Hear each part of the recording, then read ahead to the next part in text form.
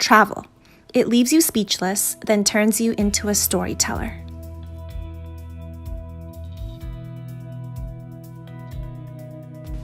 Day 1 in India was full of excitement and complete awe. Auto rickshaws, fluid traffic lanes, and constant honking. Suffice it to say, we were completely immersed into the craziness of Delhi. But Delhi is not all bustle and traffic. Lodi Gardens is a quiet getaway in New Delhi, as well as Agra Senki Boli, a 10th century stepwell and modern-day hangout spot. Day 2, we got to experience the busy spice markets of Old Delhi and ride an auto rickshaw. After our Old Delhi walk, we visited Gurudwara Bangla Sahib, one of the most prominent Sikh houses of worship in Delhi.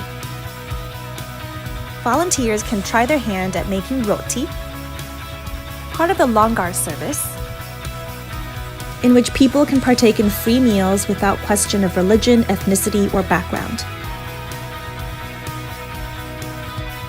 Day 3 in India found us in Agra at a rooftop bar with an infinity pool and views of the Taj Mahal in the hazy distance. Agra is home to the beautiful Taj Mahal. And it's so pretty and hazy, look at it! As well as the Agra Fort, a historical red sandstone fort, which was the main residence of the emperors of the Mughal dynasty until 1638. Day 4, dawn at the Taj Mahal, a world wonder infinitely more striking in real life. Historical architecture aside, Agra also has a vibrant vegetable market with vendors going about their daily business, buying and selling all kinds of fresh produce. Saying goodbye to Agra, we hopped on a train to Sawai Madhopur, a 3-hour train ride on the 4th largest railway network in the world. Oh dear. Oh, does this move or does that move? That's not a question we don't want to know the answer to. Moving. Oh my goodness. But not without fighting for our prepaid and assigned seats. We are on a train to Rajasthan. Yeah, look at this authentic experience.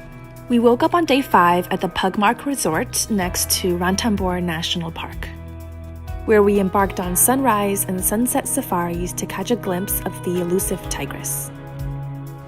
While we didn't see any tigers, we saw deer, antelope, peacocks, parakeets, and owls.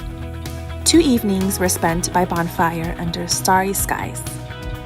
Day 6, we hit the road to the Pink City. That evening, Meeta and her lovely family opened up their home to us. Peppercorns, cloves, black cardamom, cumin, and bay leaves. 5. Okay, 5 spices. She was patient and passionate and taught us how to cook a traditional family-style meal. The warm hospitality, quick rapport, and delightful meal left an imprint on all of us. Day 7. We woke up bright and early to embark on a cycling tour with our energetic tour guide, Umesh. Cycling in India is like a video game, squeezing by fruit carts and street traffic. We made plenty of pit stops for masala chai tea, a staple in India. Having some chai from some chai wallas. Ooh, cheers!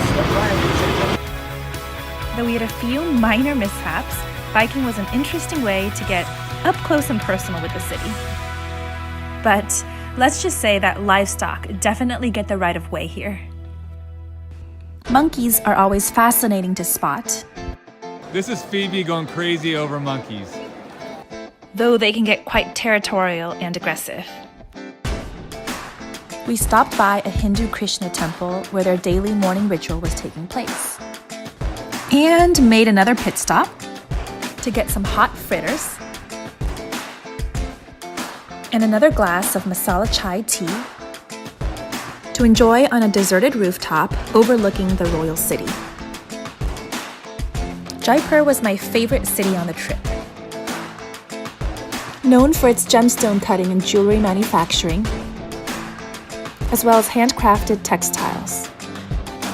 Like this man who has been perfecting his craft for 40 years since he was 10 years old. Unfortunately, the hand-printed textiles have mostly been replaced by mass machine printing. But the Bapu Bazaar is still a fun place to bargain and window shop.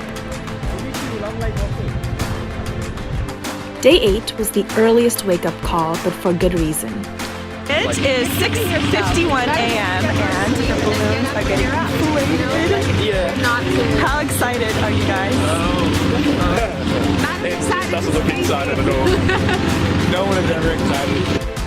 At sunrise, a hot air balloon ride of epic proportions. Soaring over the idyllic outskirts of Jaipur.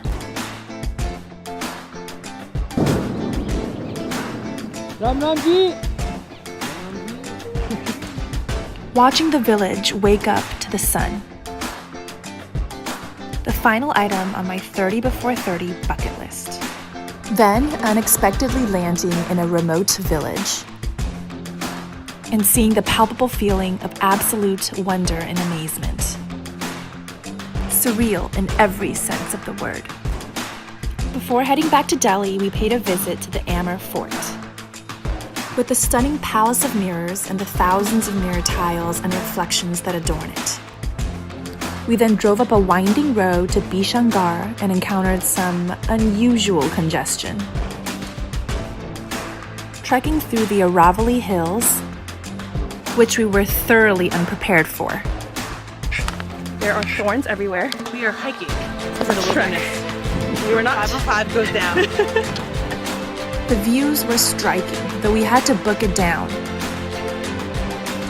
Just in time before jaguars and tigers came out after sunset. That night, we stayed in a luxurious 240-year-old fort. Perched on a granite hill overlooking the Rajasthani hillside, it had recently been converted into a labyrinth of a hotel. Come take a look. Look how welcoming the beds are. And the bathroom. And the bathtub and the toilet. And we're here for one night. Tonight, Flashback is treating you to an unforgettable dining experience under the stars. Please be ready to meet your guide in the hotel lobby at 6:30 p.m. We enjoyed an unforgettable meal under the stars with good company and flowing wine. Kind hotel staff also taught us how to play carom board, a cross between chess and pool. I chose to spend the last morning of 2018 watching the sunrise from halfway around the world. To me, a symbolic welcome to new beginnings. We came back in Delhi just in time for New Year's Eve and one last hurrah. It is New Year's Eve, and we are in Delhi. 10 short days in India has been eye-opening. The competing stimuli for the senses. Apparent poverty gap between rich and poor. And preserving the environment as global citizens are what stuck to me. The world is a big, big place. I've met some of the kindest and most genuine strangers. And my biggest takeaway is, before we are so quick to make assumptions about an entire country, why not experience it for ourselves? Namaste, India. Thanks for watching my video. Subscribe to follow along.